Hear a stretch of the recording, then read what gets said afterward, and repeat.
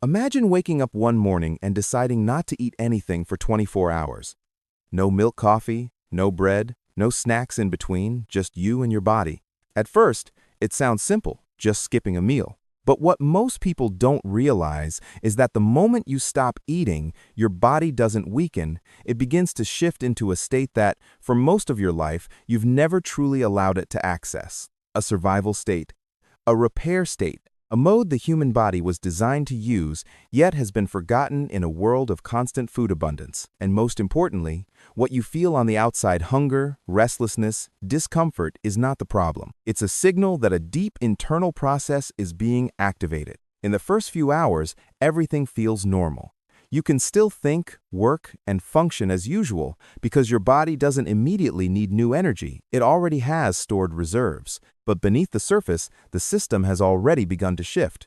Your stomach continues to release acid and contract slightly, not because it needs food, but because it is used to receiving food at certain times. The human body runs on rhythm, and when you disrupt that rhythm, the first signal is not energy deficiency, but misalignment. Hunger hormones begin to rise, you feel that gnawing sensation, but this is not an urgent biological need. It's the response of a system conditioned by repetition. That's why many people feel hungry on a schedule, not based on actual need. The body isn't asking for energy, it's asking for habit. Around 4 to 6 hours after your last meal, the shift becomes more noticeable. Blood sugar drops slightly, insulin follows, and this is a critical signal. Insulin isn't just a hormone that manages sugar, it's the switch that determines whether your body is in storage mode or fuel-burning mode. When insulin drops, your body is forced into the second option. The liver begins breaking down glycogen-stored carbohydrates to maintain stable blood sugar levels. This is the stage where many people start to feel slightly tired or irritable, not because they lack energy, but because the body is transitioning from a familiar fuel source to a backup system. Like a car changing gears, there's always a brief lag, and that lag is often mistaken for a problem. By around 8 to 10 hours, glycogen stores begin to significantly deplete, and this is where most people quit. Discomfort increases. Your head may feel heavy. Your energy no longer feels smooth. And if you don't understand what's happening, you might think your body is weakening. But in reality, this is the most critical phase of the entire process, because your body now has no choice but to adapt. If you constantly supply glucose from the outside, your body never learns how to use fat. But when glucose is no longer available, another system is activated, one that most of us haven't properly used in years. This is metabolic flexibility. The ability to switch between different energy sources. An inflexible body feels exhausted without food, while a flexible one can operate steadily using its internal reserves. When glycogen drops low enough, the liver begins producing ketones from fat. This is the true turning point. Ketones are not an emergency mechanism, they are a parallel energy system already built into the body. The brain can use ketones very efficiently, and in many cases, they provide a more stable state than glucose. This is why many people, after getting through the initial phase, begin to feel mentally clearer, more focused, even calmer, not because they've just consumed energy, but because they're now using a more stable fuel source. From an evolutionary perspective, this makes perfect sense. When food is scarce, humans need alertness to search, not fatigue to shut down. As you go deeper, around 14 to 18 hours, the body begins to stabilize in this new state.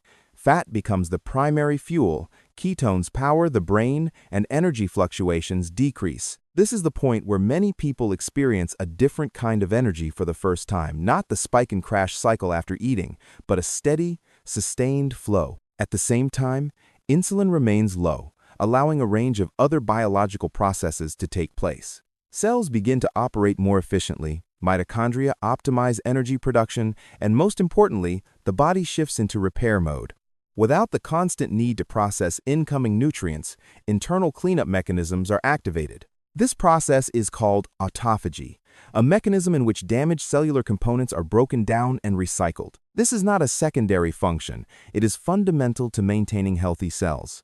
In a constantly fed state, autophagy is suppressed because the body prioritizes processing new energy. But when you fast, you create space for this process to become more active.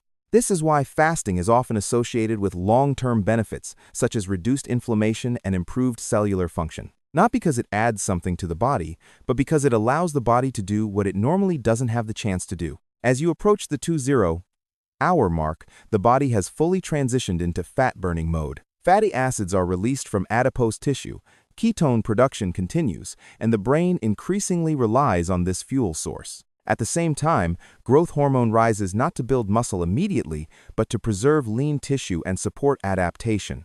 This is often misunderstood. Many people think fasting leads to muscle loss, but in the short term, the body prioritizes preserving vital tissues and uses available energy stores first. Muscle is not the first thing to be burned. Fat is the primary fuel at this stage.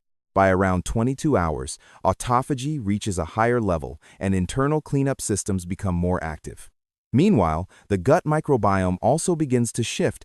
Without a constant influx of food, the intestinal environment changes. Some bacteria decrease while others thrive, potentially improving microbial diversity. The gut is not just for digestion.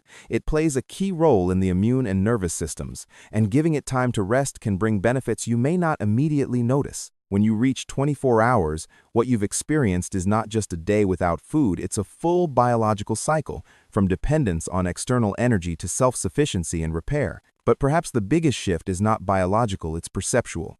You begin to realize that your body is not as fragile as you once believed, that you don't need to react immediately to every signal of hunger, and that much of the initial discomfort is simply part of adaptation. Fasting, when properly understood, is not a test of willpower, nor an extreme method. It is a way to restore a natural ability that already exists within you. It doesn't demand suffering, it demands understanding.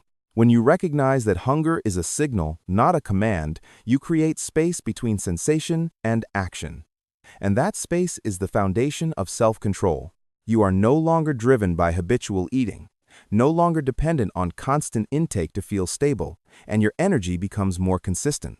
However, it's important to view this realistically.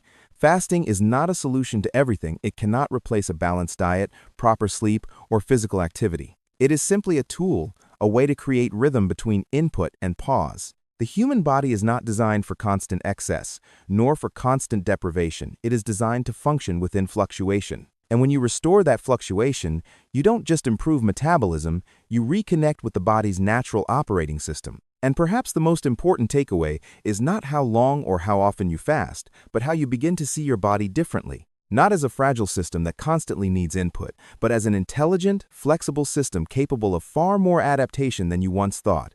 When that perspective shifts, your behavior follows. And that is where truly sustainable change begins.